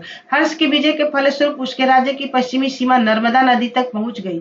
इधर पुलकेशियन द्वितीय भी उत्तर की ओर राज्य का विस्तार करना चाहता था। ऐसी स्थिति में दोनों के बीच युद्ध अवश्यंभावी हो गया। फलतः नर्मदा के तट पर दोनों के बीच युद्ध हुआ, जिसमें पुलकेशियन द्वितीय ने हर्ष को पराजित किया। पुलकेशियन द्वितीय की ऐहोल प्रशस्ति एवं हिंसा का विवरण इस युद्ध के साक्ष्य है। निम्नलिखित शासकों में से किसने हर्षवर्धन को पराजित किया था? तब पुलकेशियन द्वितीय ने पराजित किया था साथियों। तो ये आपका डी ऑप्शन करेक्ट हो जाएगा। चालुक्य शासक पुलकेशियन की हर्ष पर विजय का वर्ष क्या था? तो 618 ईस्वी माना गया है। तो पुलकेशियन द्वितीय चालुक्य वंश का शक्तिशाली राजा था। हर्ष की विजयों के फलस्वरूप उसके राज्य की पश्चिमी सीमा नर्मदा नदी तक पहुंच गई। उधर पुलकेशियन भी उत्तर की ओर राज्य का विस्तार करना चाहता था। ऐसी स्थिति में दोनों के बीच युद्ध अवश्यंभावी हो गया। फलस्वरूप हर्ष और पुलकेशियन द्वितीय के बीच नर्मदा नदी के तट पर युद्ध हुआ, जिसमें संभवतः हर्ष की पराजय हुई। अल्टेकर का विचार है कि हर्ष और पुलकेशियन का जो युद्ध है वो 630 से 634 के बीच कभी हुआ था। इसका पहला कारण तो यह है कि बल्बी का युद्ध 630 ईस्वी के पहले नहीं हो सकता और यह युद्ध उसी का परिणाम था। पुनश्च पुलकेशियन का 630 ईस्वी का लोहनारा से प्राप्त लेख उसके द्वारा पराजित जिन शत्रुओं का उल्लेख करता है उसमें हर्ष का नाम नहीं है, परंतु 634 ईस्वी का ऐहोल अभिलेख इस युद्ध का उल्लेख करता है। अप्रैल 2016 में भंडारकर ओरिएंटल रिसर्च इंस्टीट्यूट बोरी के अनुसंधानकर्ताओं ने एक ताम्रपत्र लेख के आधार पर यह विचार व्यक्त किया है कि चालुक्य शासक पुलकेशियन तथा हर्ष का युद्ध 618 ईस्वी में निश्चित किया जा सकता है। इंपीरियल गजेटियर ऑफ इंडिया में भी इस बात की चर्चा की गई है। युद्ध का समय 620 के लगभग बताया गया है, अतः इस युद्ध का समय 618 ईस्वी मानना अधिक युक्त है। झारखंड लोक सेवा आयोग ने भी विकल्प बी को सही माना है। कविबाण का निवासी का था तो कहाँ का? उपयुक्त में से कोई नहीं। पाटलिपुत्र का नहीं, भोजपुर का नहीं, थानेश्वर का नहीं, तो फिर कहाँ का था? तो बाणभट्ट का जन्म बिहार में सोन नदी के किनारे अवस्थित पृथ्वीकुटा नामक गांव में हुआ था। कहाँ हुआ था? पृथ्वीकुटा नामक गांव में हुआ था। इनके पिता का नाम चित्रभानु तथा माता का नाम राजदेवी था। तो पाटलिपुत्र का नहीं हो सकता, भोजपुर का नहीं, थानेश्वर का नहीं, ये सोन नदी के किनारे अवस्थित पृथ्वीकुटा का रहने वाला था। ह्वेनसांग किसके शासनकाल में भारत आया था? आपको पता ही है, सम्राट हर्ष के शासनकाल में इसने भारत आया था। हर्षवर्धन के समय की संपूर्ण घटना चीनी यात्री ह्वेनसांग के भारत आगमन की है। उसकी उत्कृष्ट अभिलाषा महात्मा बुद्ध के चरण चिन्हों द्वारा पवित्र किए स्थानों को देखना एवं पवित्र बौद्ध ग्रंथों का अध्ययन करने की थी, जो उन दिनों भारत में सुलभ थे। इस उद्देश्य की पूर्ति हेतु उसने तांग शासकों की राजधानी चंगन से भारतवर्ष के लिए 629 ईस्वी में प्रस्थान किया था। कभी कभी पूछा जा सकता है कब, किस शासकों? तो उसने तांग शासकों की राजधानी चंगन से, ठीक उस समय जब वो था चीन में तांग वंश की शासन थी, 629 ईस्वी में प्रस्थान किया। अपनी भारत यात्रा के ऊपर उसने एक ग्रंथ लिखा जिसे सिवुकी कहा जाता है। क्या है? तो इसकी यात्रा वृत्तांत सिवुकी के नाम से जाना जाता है। हर्षवर्धन के शासन काल में किस चीनी यात्री ने भारत की यात्रा की थी? तो ह्वेनसांग ने किया था साथियों। भारत की यात्रा करने वाला चीनी यात्री युआन चौंग या ह्वेनसांग ने तत्कालीन भारत की सामान्य दशाओं और संस्कृति का वर्णन किया है। इस संदर्भ में निम्नलिखित में से कौन सा कथन सही है? सड़क और नदी मार्ग लूटमार से पूरी तरह सुरक्षित थे? नहीं थे। जहां तक अपराधों के लिए दंड का प्रश्न है, अग्नि, जल व विष द्वारा सत्य परीक्षा किया जाना ही किसी भी व्यक्ति की निर्दोषित अथवा दोष के निर्णायक साधन थे। दूसरा बिल्कुल सही है। व्यापारियों को नौ घाटों और नौकाओं पर शुल्क देना पड़ता था। तो देख लेते हैं इसमें क्या दे रखा है साथियों। तो 2 और 3 करेक्ट है। तो ह्वेनसांग के अनुसार सड़कों पर आवागमन पूर्णतया सुरक्षित नहीं था। ह्वेनसांग तक स्वयं 2 बार चोर और डाकुओं से लूट गया था और मरते मरते बचा था, तो कैसे सुरक्षित था? तो नहीं था, तो इसकी तो चर्चा भी तो गलत नहीं न करेगा। तो ह्वेनसांग के अनुसार सड़कों पर आवागमन पूर्णतया सुरक्षित नहीं था। ह्वेनसांग स्वयं कई बार चोर डाकुओं के चंगुल में फंस चुका था। इस प्रकार कथन एक गलत है। दूसरा, ह्वेनसांग के अनुसार अपराध जब होता था अथवा निर्दोष सिद्ध करने के लिए अग्नि, जल, विष आदि द्वारा दिव्य परीक्षाएं ली जाती थी। उसके अनुसार व्यापारिक मार्गों, घाटों, बिक्री की वस्तुओं आदि पर भी कर लगते थे, जिससे राज्य को पर्याप्त धन प्राप्त होता था। तो इस प्रकार कथन 2 सही हो गया। ठीक है। हर्ष के दरबार में ह्वेनसांग को एक दूत के रूप में किसने भेजा था? तो उपयुक्त में से कोई नहीं। ताइसुंग नहीं, यूकेयुन नहीं, तुंगकुआन नहीं। ह्वेनसांग चीन के तांग वंशी शासक ताइसुंग का समकालीन था। ये भी पूछा जा सकता है कि जब वो आया था तो उस समय चीन में तांग वंश का शासन था और शासक कौन था? तो ताइसुंग का समकालीन था। इसी के राज्य का नागरिक भी था। तुर्क आक्रामकताओं के भय से ताइसुंग ने अपने नागरिकों के लिए पश्चिम में विदेश यात्रा पर प्रतिबंध लगा दिया था। ह्वेनसांग ने तांग शासकों की राजधानी चंगन से स्वतंत्र रूप से, मतलब बिना कोई परमिशन लिए और दूत बनकर भी नहीं, न कि दूत बनकर, भारतवर्ष के लिए 629 ईस्वी में प्रस्थान किया।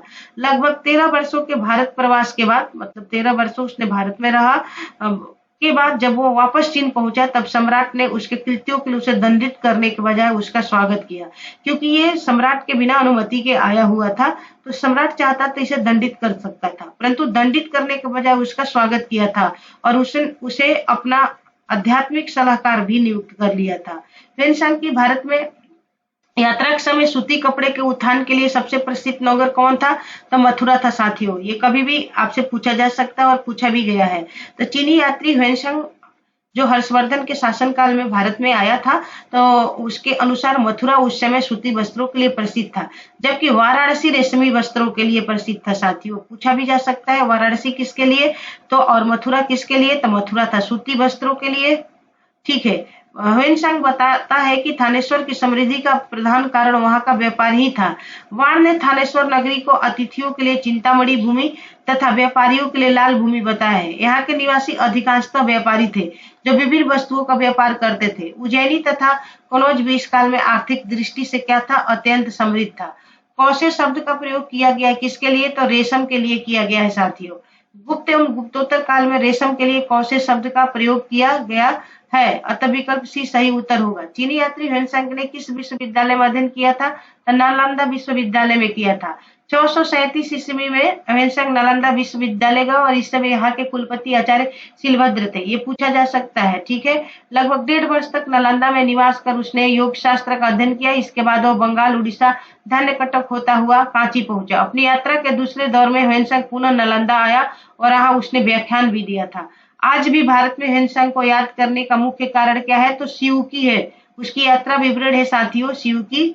तो ह्वेनसांग अपने यात्रा विवरण के ऊपर एक ग्रंथ लिखा जिसे शिवकी कहा जाता है। ह्वेनसांग की इसी रचना के कारण उसे याद किया जाता है, क्योंकि इसमें तत्कालीन भारत संबंधी काफी जानकारियां प्राप्त हो जाती है। चीनी यात्री जिसने भीनमाल की यात्रा की थी, तो ये ह्वेनसांग था साथियों। ह्वेनसांग भी भीनमाल की यात्रा की थी। ह्वेनसांग चीनी यात्री था जो हर्षवर्धन के समय में भारत आया था। इसे यात्रियों का राजकुमार भी कहा जाता है। ठीक है। इसे यात्रियों का राजकुमार तथा इसके यात्रा विवरण को शिवकी कहा जाता है। ह्वेनसांग क्या था? तो बौद्ध था। शिवकी नामक यात्रा विवरण निम्नलिखित में से किससे जुड़ा है? तो ह्वेनसांग से जुड़ा है साथियों। ये कई बार रिपीट भी हो गया। चीनी यात्री इत्सिंग ने बिहार का भ्रमण कब किया था? तो उपयुक्त में से कोई नहीं दे रखा है। 405 ईस्वी में नहीं, 635 ईस्वी में नहीं, 637 ईस्वी में नहीं। ये तो कब आया था? चीनी यात्री इत्सिंग ने मतलब 7वीं सदी में आया था। तो 671 से 695 ईस्वी के बीच में आया था साथियों। जब वो युवक था तो अपने 37 बौद्ध सहयोगियों के साथ बौद्ध धर्म के अवशेषों को देखने की इच्छा से पाश्चात्य विश्व का भ्रमण करने का निश्चय किया। बाद में उसके साथियों ने उसका साथ छोड़ दिया तथा वो अकेले कैंटन नगर से जहाज में बैठकर भारत की यात्रा पर चल पड़ा था। वह दक्षिणी के समुद्री मार्गों से होकर भारत आया और सुमात्रा होता हुआ चीन वापस लौट गया था। तो जो चीनी यात्री सिंह है तो बिहार में कब अगर आए, क्योंकि वो तो मतलब वो आएगा भी तो इन समय के बाद का उसका टाइम पीरियड दे रखा है, तो इसलिए इनमें से कोई नहीं होगा। तो निम्नलिखित में से कौन सा उपवाक्य उत्तर हर्षकालीन स्रोतों से प्राय उल्लेखित हुंडी के स्वरूप की व्याख्या मतलब परिभाषित बताता है? तो हुंडी क्या था? तो विनिमय पत्र था साथियों। हुंडी क्या था? विनिमय पत्र था। तो भारत में खास पत्रों का प्रचलन बहुत प्राचीन है तथा इसे हुंडी कहा जाता है। व्यापार में माल का क्रय एवं विक्रय नगद और उधार पर किया जाता है। यदि माल क्रय अथवा विक्रय नगद होता है तो ऐसी स्थिति में भुगतान तत्काल कर दिया जाता है। दूसरी तरफ यदि व्यापारी उधार लेन देन करता है और सौदों को मूल्य तुरंत न चुका कर भविष्य में चुकाता है, तो ऐसी स्थिति में भावी भुगतान की समस्या का समाधान जो होता है वो साख पत्रांक माल बेचने वाले व्यक्ति को एक निश्चित अवधि में भुगतान का आश्वासन दिया जाता है। आधुनिक समय में इन साख पत्रों को विनिमय विपत्र अथवा प्रतिज्ञा विपत्रों के नाम से भी जाना जाता है। चीनी लेखक भारत का उल्लेख किस नाम से करते हैं? तयिंतु, वेरी वेरी इंपॉर्टेंट, फिर से पूछा जाएगा। तो चीनी लेखक भारत का उल्लेख किस नाम से करते हैं? यिंतु के नाम से करते हैं साथियों। प्राचीन कालीन चीनी लेखकों ने भारत का उल्लेख यिंतु तथा थियांतु नाम से किया है, तो दोनों याद रखिएगा। नालंदा विश्वविद्यालय के विनाश का क्या कारण था? तो मुसलमान था। बख्तियार खिलजी ने इसका विनाश किया था। नालंदा विश्वविद्यालय बख्तियार खिलजी के अधीन तुर्क मुस्लिम आक्रमणकारियों द्वारा नष्ट किया गया था। यह भारत में बौद्ध मत के पतन के लिए अंतिम प्रहार के रूप में देखा जा सकता है। भारत में सबसे प्राचीन विहार कौन है साथियों? तो नालंदा है। ठीक है, भारत में सबसे प्राचीन विहार नालंदा को माना गया है। दिए गए विकल्पों में बिहार प्रांत में स्थित नालंदा भारत में सबसे प्राचीन विहार है। 5वीं सदी के मध्य गुप्तों के समय में नालंदा स्थित विश्वविद्यालय अस्तित्व में आया। सर्वप्रथम कुमारगुप्त प्रथम ने नालंदा बौद्ध विहार को दान दिया और बाद में बुद्धगुप्त, तथागत गुप्त तथा बाल्यादित्य नामक गुप्त शासकों ने भी इस विहार को दान दिया था साथियों। नालंदा कहाँ स्थित है? तो बिहार में स्थित है। गुप्तोत्तर युग में प्रमुख व्यापारिक केंद्र कौन था? तो कनौज बिल्कुल था व्यापारिक केंद्र। अभी अभी आप पढ़े भी हो कि कनौज व्यापारिक केंद्र था। तो गुप्तोत्तर युग में व्यापार का केंद्र उज्जैन से हट गया था। और कहाँ हो गया था? उज्जैन से हटकर ये, एक मिनट, तो ये गुप्तोत्तर युग में जो था ये उज्जैन से हटकर कहाँ आ गया था साथियों? तो उज्जैन का महत्व गुप्त काल में था और शक विजय के बाद बहुत बढ़ भी गया था। चंद्रगुप्त द्वितीय ने इसे दूसरी राजधानी बनाया था और गुप्तोत्तर काल में हर्ष ने कनौज को थानेश्वर के स्थान पर अपनी राजधानी बना लिया था। तो हर्ष ने कनौज को क्या किया था? किसके स्थान पर? तो थानेश्वर के स्थान पर अपना राजधानी बनाया था। कनौज गंगा यमुना दोआब में स्थित होने तथा महत्वपूर्ण व्यापारिक स्थल होने के कारण 3 शक्तियों पाल, प्रतिहार और राष्ट्रकूट के आकर्षण का केंद्र भी बना था। अंत में प्रतिहारों की विजय हुई थी साथियों। तो गुप्तोत्तर युग में प्रमुख व्यापारिक केंद्र कौन हो जाएगा? तो कनौज हो जाएगा। सामंतवाद का विकास गुप्तोत्तर काल की कृषक संरचना की प्रमुख विषय बिल्कुल थी और इस काल में भूस्वामी, मध्यस्थ एवं वर्ग एक आश्रित कृषक वर्ग अस्तित्व में आ गया था। बिल्कुल व्याख्या भी करेगा। देख लेते हैं क्या आंसर होगा। ए तथा आर दोनों सही है तथा आर ए की सही व्याख्या है, तो यही हो जाएगा। गुप्त काल में आप तो सुने ही, सामंती प्रथा देखने को मिलेगा। ठीक है, और सामंत स्वतंत्र होते थे, भूमि पर उनका अधिकार होता था। तो उपयुक्त विकल्प में ये सही उत्तर है क्योंकि कथन ए और कारण आर दोनों सही है तथा कारण आर कथन ए सही की व्याख्या भी करता है। चीनी यात्री फाहियान ने कनिष्क के द्वारा आयोजित की गई चतुर्थ महान बौद्ध परिषद में भाग लिया। गलत हो गया है साथियों। चीनी यात्री फाहियान का संबंध तो चंद्रगुप्त द्वितीय गुप्त शासक से है। ये कहाँ से आ जाएगा? हर्षवर्धन के काल में। तो चीनी यात्री फाहियान नहीं बल्कि ह्वेनसांग ने कनिष्क द्वारा आयोजित की गई चतुर्थ नहीं छठी महान बौद्ध परिषद में भाग लिया था साथियों। प्रत्येक 5 वर्ष में प्रयागराज में जो हर्षवर्धन ने है क्या करता था? हर्षवर्धन करता था आयोजन, इसका कनिष्क नहीं करवाता था, उसमें भाग लेता था। तो ये तो बिल्कुल गलत हो गया। चीनी यात्री ह्वेनसांग हर्ष से मिला। चीनी यात्री जो ह्वेनसांग है हर्ष से मिला और उसे बौद्ध धर्म का प्रतिरोधी पाया। गलत है, ये भी मिला जरूर था लेकिन प्रतिरोधी नहीं पाया था, वो धर्म सहिष्णु शासक था। तो चीनी यात्री फाहियान तो इसमें से कोई नहीं होगा। सबसे पहले तो ये टिक कर लो। चीनी यात्री फाहियान गुप्तवंशी शासक चंद्रगुप्त द्वितीय के शासनकाल में भारत आया था तथा उसने भारत के विभिन्न स्थलों की यात्रा की थी। चीनी यात्री ह्वेनसांग 629 ईस्वी में तांग शासकों की राजधानी चंगन से भारतवर्ष के लिए प्रस्थान किया। हर्ष ने ह्वेनसांग से मिलने के पूर्व ही बौद्ध धर्म की ओर उन्मुख हो चुका था साथियों। तो जो ह्वेनसांग हर्ष जो था, अभी ह्वेनसांग नहीं मिले थे, उसके पहले ही वो क्या हुआ था? बौद्ध धर्म के प्रति अनुराग उसकी बढ़ गई थी और उसने बौद्ध धर्म की महायान शाखा को राजस्व प्रदान किया था तथा वो पूर्ण बौद्ध बन गया था। तो जब ह्वेनसांग से उसकी भेंट हो जाती है तो उसने बौद्ध धर्म की महायान शाखा को क्या किया? राजस्व राज्य धर्म बना दिया तथा वह पूर्ण बौद्ध बन गया था साथियों। तो ये इस तरह से दोनों ऑप्शन गलत दिया हुआ था। ये देख लीजिए। तो फाहियान के भारत भ्रमण का काल केवल 10 वर्ष माना गया है, जबकि उसकी चीन से कुल यात्रा की अवधि 399 ईसा पूर्व यानी 614 तक रही। ह्वेनसांग भारत 629 से 645 था।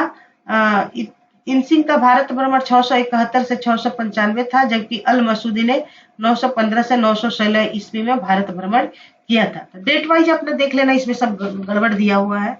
फायान का क्या दिखा रहा है, 399 से 14, चलो मान लेते हैं। होनसंग 629 से 645 सही है। इरसिंग का क्या मान रहा है, इरसिंग का तो 600, ये तो गलत हो गया ना, 671 से 695 था। तो निम्नलिखित में कौन सुमेलित नहीं है, तो एक तो ये भी हो गया, चलो ठीक है। अल मसूदी का 957 ईस्वी में दे रहा है, तो लेकिन जबकि अल मसूदी ने 915 से 16 ईस्वी में भारत भ्रमण किया था। तो मतलब अगर इसको 671 79 को थोड़ा लमसम माना जाए तो ये तो सही हो सकता है, तीनों सही हो जाएगा, लेकिन ये टोटली गलत है। परंतु ऐसे देखा जाए तो ये दो गलत है। तो अब आयोग के ऊपर क्या पता नहीं क्या माना होगा, जो भी हो। निम्नलिखित कथनों पर विचार कीजिए तथा नीचे दिए गए कूट से सही उत्तर चुनिए। मुल्तान के सूर्य मंदिर का उल्लेख ह्वेनसांग, आबू जईद अल मसूदी तथा अल बरूनी ने किया है। बिल्कुल ही किया है साथियों। शंभपुर यत्रोत्सव सूर्य पूजा से संबंधित था, ये भी था। दोनों सही है, तो ऑप्शन इसमें बी हो जाएगा, सी हो जाएगा करेक्ट। मुल्तान के सूर्य मंदिर का उल्लेख ह्वेनसांग ने किया है, अबू जईद अल मसूदी तथा अल बरूनी ने किया है, अतः कथन एक सही है। शामपुर यत्रोत्सव सूर्य पूजा से संबंधित है, अतः कथन दो भी सही है। भारतीय इतिहास के संदर्भ में निम्नलिखित में से कौन सा सामंती व्यवस्था के अनिवार्य तत्व है, अत्यंत सशक्त केंद्रीय राजनीतिक सत्ता और अत्यंत दुर्बल प्रांतीय अथवा स्थानीय राजनीतिक सत्ता। ये तो इसी तरह गलत हो गया। सामंतवाद में क्या होता है, केंद्रीयकरण की शक्ति कमजोर हो जाती है, तो अत्यंत सशक्त केंद्रीय राजनीतिक सत्ता कहां से होगा, ये तो गलत, क्योंकि केंद्र कमजोर हो जाएगा। क्योंकि जो केंद्रीय राजा के अधीन जो राजा होते हैं, क्षेत्रीय राजा, वो धीरे धीरे अपने मामले में क्या होने लगते हैं, स्वतंत्र होने लगते हैं। तो इसलिए पहला ऑप्शन गलत हो गया। फिर भूमि के नियंत्रण तथा स्वामित्व पर आधारित प्रशासनिक संरचना का उदय हुआ, बिल्कुल होगा, तो ये तो बिल्कुल सही हो जाएगा। दूसरा कह रहा है सामंत तथा उसके अधिपति के बीच स्वामी दास संबंध क्या था, बना हुआ था। बिल्कुल, सामंत जो था, जो सामंत था, एक मतलब राजा जो था, क्षेत्रीय राजा, तथा उसके अधिपति जो उसके अधिपति जो थे, ठीक है, स्वामी दास संबंध बना हुआ था, बिल्कुल था, जो उसके अधीन थे, तो ये भी करेक्ट है। तो सामंत शब्द का उल्लेख कौटिल्य के अर्थशास्त्र में स्वतंत्र पड़ोसी के अर्थ में किया गया है। सर्वप्रथम अश्वघोष प्रथम सदी ईस्वी ने बुद्ध चरित्र में इस शब्द का प्रयोग जागीरदार के लिए किया है। सामंती व्यवस्था का अंकुरण शक कुषाण काल में हुआ था, यानी कि मौर्योत्तर काल में हुआ था। राजपूत काल तक आते आते यह समाज में पूर्णतः प्रतिष्ठित हो गया। भारत में सामंती व्यवस्था कुषाणों से लेकर राजपूत काल, सल्तनत काल तथा मुगल काल तक प्रशासनिक व्यवस्था का अभिन्न अंग बनी रही। इस व्यवस्था के चरमोत्कर्ष काल में भारत के राजनैतिक, सामाजिक, आर्थिक और धार्मिक जीवन पर इसका गहरा प्रभाव पड़ा है। सामंत जो है, सामंतों के प्रशासन पर बढ़ते प्रभाव के कारण केंद्रीय सत्ता अत्यंत निर्बल हो गई। अपनी शक्ति के लिए सम्राट पूर्णतः सामंतों पर ही आश्रित रहने लगे। सामंतवाद के विकास के सामाजिक आर्थिक कारण शक कुषाण युग में स्पष्ट होने लगे। इस समय ग्रामों में ग्रामपतियों का एक संपन्न वर्ग उठ खड़ा हुआ, जिसकी अधीनता में निर्धन किसानों का वर्ग था। इसके साथ ही विदेशी जातियों ने कुलीन शासक वर्ग का स्थान ग्रहण कर लिया। इस प्रकार स्वामी सामंत संबंधों का विकास हुआ।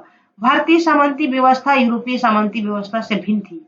भारत में भूमि पर राजकीय स्वामित्व पाया जाता था, अर्थात सामंती व्यवस्था से भूमि के नियंत्रण तथा स्वामित्व वाली प्रशासनिक व्यवस्था का उदय हुआ है। ठीक है।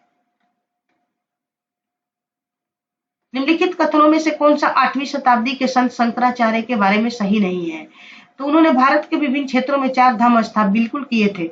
उन्होंने बौद्ध तथा जैन धर्मों के विस्तार पर लोग बिल्कुल लगाई थी। इन्होंने वैदिक धर्म को पुनर्स्थापित करना चाह रहे थे साथियों। उन्होंने प्रयाग को तीर्थराज नाम दिया है, गलत, उन्होंने नाम नहीं दिया है। उन्होंने वेदांत का प्रसार किया था, ठीक है, बिल्कुल उन्होंने किया था। तो शंकराचार्य को शंकर, श्री शंकराचार्य आदि नामों से प्रचुन्न बुद्ध के नाम से भी जाना जाता है। 8वीं शताब्दी में इनका जन्म केरल के एक छोटे गांव में कालाडी में हुआ था साथियों। शंकराचार्य के समय में बौद्धों एवं जैनियों के प्रभाव में आकर हिंदुत्व समाप्त होता जा रहा था और इसी को रोकने के लिए इन्होंने वेदांत पर बल दिया। हिंदू धर्म के इन्हीं उत्थान के प्रयासों के लिए उन्हें सर्वाधिक प्रसिद्धि भी मिली है। वेदों के अध्ययन संकल्प के लिए उन्होंने संपूर्ण भारत की पैदल यात्रा की। उनके दर्शन को अद्वैत वेदांत के नाम से जाना जाता है। शंकराचार्य द्वारा स्थापित 4 मठ वर्तमान में भी हिंदू धर्म के पथ प्रदर्शक माने जाते हैं। इनका विवरण इस प्रकार है। श्रृंगेरी जो है कर्नाटक में है, दक्षिण में है, ठीक है। द्वारका गुजरात में है जो कि पश्चिम में है। पुरी ओडिशा में है जो कि पूर्व में है। तथा जोशी मठ भी जिसको कहते हैं उत्तराखंड में है साथियों। ये पूछा भी जाता है तो आप इसे याद रखना। आदि शंकराचार्य जो बाद में शंकराचार्य बने, उनका जन्म हुआ था तो केरल में हुआ था, केरल के कलाडी में हुआ था साथियों, 8वीं शताब्दी में, याद रखना, ठीक है। नेक्स्ट, आदि शंकराचार्य द्वारा स्थापित 4 मठ कहाँ स्थित है? श्रृंगेरी में है, कर्नाटक बिल्कुल। द्वारका में भी है, वो भी है जोशीमठ, लेकिन प्रयाग में नहीं है। द्वारका, जोशीमठ, प्रयाग नहीं है, गलत हो गया यहाँ से। जोशीमठ बिल्कुल है, द्वारका है, पुरी है, श्रृंगेरी है, तो यही है। जोशीमठ उत्तराखंड में है, द्वारका गुजरात में है, पुरी तो आप जान ही रहे हो, और श्रृंगेरी कर्नाटक में है, ठीक है। तो ये आपका करेक्ट आंसर हो गया। ऑप्शन नंबर सी पे आप टिक कर दोगे, ठीक है। 4 मठों की उन्होंने स्थापना की थी, ये सी होगा साथियों, सी, ठीक है। नेक्स्ट देख लेते हैं, निम्नलिखित में से कौन सा 4 धाम में सम्मिलित नहीं है? तो पुरी तो है ही, द्वारका है, रामेश्वरम है, मानसरोवर कहाँ से हो जाएगा? तो ये नहीं आता है 4 धाम में। 4 धाम में बद्रीनाथ, द्वारका, पुरी तथा रामेश्वरम आते हैं, जबकि छोटा 4 धाम में उत्तराखंड, गंगोत्री, यमुनोत्री, केदारनाथ तथा बद्रीनाथ आते हैं। बड़े 4 धाम में तो आएगा बद्रीनाथ, द्वारका, पुरी, रामेश्वरम, राइट। जबकि छोटा 4 धाम में उत्तराखंड में स्थित गंगोत्री, यमुनोत्री, केदारनाथ तथा बद्रीनाथ आते हैं। आदि शंकराचार्य द्वारा स्थापित 4 मठ है। उत्तर में केदारनाथ, दक्षिण में श्रृंगेरी, पूर्व में पुरी तथा पश्चिम में द्वारका साथियों। इसी को केदारनाथ में ही क्या है, जोशी मठ भी है, तो इसे भी आप याद रखना। निम्नलिखित जोड़ों में से कौन जोड़ा सुमेलित नहीं है? तो निम्नलिखित जोड़ा, रवि कीर्ति पुलकेशिन द्वितीय के कवि थे। भवभूति कनौज के यशोवर्मन के दरबार में रहते थे, बिल्कुल रहते थे। हरिशेण हर्ष के दरबार में नहीं, हर्ष के दरबार में बाणभट्ट रहता था। हरिशेण आपने अब सुना होगा, ये स्कंद गुप्त समुद्रगुप्त का राजकवि था साथियों। तो हरिशेण प्रयाग प्रशस्ति का रचयिता था तथा समुद्रगुप्त का संधि विग्रही सचिव भी था, जबकि हर्ष का दरबारी कवि बाण था। अन्य विकल्पों के रूप में क्या है, सही है। तो यहाँ पर आपका सी ऑप्शन होना चाहिए, ठीक है। होना क्या चाहिए, है ही।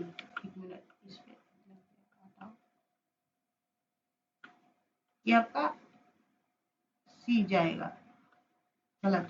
चलो नेक्स्ट देख लेते हैं। सूची 1 तथा सूची 2 को सम्मिलित कीजिए तथा सूचियों के नीचे दिए गए पुट से सही उत्तर चुनिए। अमीर खुसरो, चंद्रगुप्त, कालिदास, समुद्रगुप्त, हरिशेण, हर्षवर्धन, बाणभट्ट। तो बाणभट्ट हर्षवर्धन का राजकवि था। कालिदास किसका था, चंद्रगुप्त द्वितीय का। अमीर खुसरो अलाउद्दीन खिलजी का। साथियों हरिशेण समुद्रगुप्त का। तो ये बहुत इजी था, आप कर लोगे इजीली। नेक्स्ट देख लेते हैं साथियों। ये देखो, सही जोड़े को बनाइए तथा नीचे दिए कुट से सही उत्तर का चयन करें, ठीक है। भोज, दुर्गावती, समुद्रगुप्त, अशोक। मिला लो इसको, बहुत आसान है। तो जो ये दुर्गावती थी, कहाँ की रहने वाली थी शासिका, तो गोंडवाना। समुद्रगुप्त का संबंध आपको पता ही है, कहाँ से होगा, गुप्त शासक था, तो ये समुद्रगुप्त विदिशा से हो जाएगा। अशोक उज्जैनी का राज्यपाल रह चुका है, ठीक है। और भोज परमार जो था, ये धार का शासक था साथियों। तो यहाँ देखो मिला, आप देख लो एक बार फिर से कंफर्म होने के लिए, भोज धार का था, ठीक है। दुर्गावती गोंडवाना, ठीक है। समुद्रगुप्त विदिशा, ठीक है, विदिशा का संबंधित था। अशोक उज्जैन का था, ठीक है, मतलब उज्जैन से संबंध था इसका। भिलसा एक बार फिर से मिलाने को दिया है, तो भिलसा कहाँ है साथियों, तो भिलसा आपका मध्य प्रदेश में है। द्वार समुद्र कहाँ है, तो द्वार समुद्र कहाँ दिए, इसमें क्या कर, अच्छा ये दिया है। भारत के इतिहास के संदर्भ में निम्नलिखित पर विचार, मतलब कौन सही किसके लिए, क्या मतलब इसमें से सही को चुनना था। तब भिलसा मध्य प्रदेश में है, बिल्कुल। द्वार समुद्र तो कर्नाटक में है, तो 2 तो गलत है, ये तो 2 नहीं होगा साथियों। तो जहाँ 2 है, ये भी कट गया और ये भी, तो ऑप्शन सी भी नहीं होगा, डी। अब आपको विचार करना है ए पर और बी पर। जो गलत होता है उसको पहले काट देना चाहिए, ताकि हमारा क्या हो जाए, करना आसान हो जाए। तो भिलसा जो था मध्य प्रदेश में, बिल्कुल सही। गिरनार गुजरात में है, बिल्कुल सही है। 3 स्थानेश्वर उत्तर प्रदेश में है। स्थानेश्वर उत्तर प्रदेश में नहीं होना चाहिए, हरियाणा में है स्थानेश्वर। ठीक है, तो इस अनुसार आप चले जाओगे किस पे, आपका क्या विकल्प हो जाएगा सही, तो आपका विकल्प सही हो गया ये ऑप्शन नंबर ए। अब तो साथियों ये हमारा 152 क्वेश्चन था। क्या गुप्त और गुप्तोत्तर काल को मैंने कराया। बहुत थोड़ा लंबी क्लास थी, कोई बात नहीं है, क्योंकि घटना चक्र हिस्ट्री में बहुत ज्यादा पढ़ना होता है, तो बड़ी बड़ी क्लास नहीं लेने पर क्या हो जाएगा, कोर्स कंप्लीट नहीं हो पाएगा साथियों। तो धैर्य रखिए, सब कुछ हो जाएगा और इससे जुड़िए। और साथियों मैं एक चीज कहना चाहूंगी, मैं आपके लिए बहुत ज्यादा मेहनत कर रही हूँ, और मेरा कितना बार बोल चुकी हूँ कि मेरा चैनल नया है। अगर मेरा वीडियो अच्छा लगे तब मेरे चैनल को प्लीज सब्सक्राइब करना, लाइक करना और कमेंट करना साथियों, ताकि आपके मोटिवेशन से मैं और अच्छा करूं आपके लिए। तब तक के लिए have a nice day, good luck.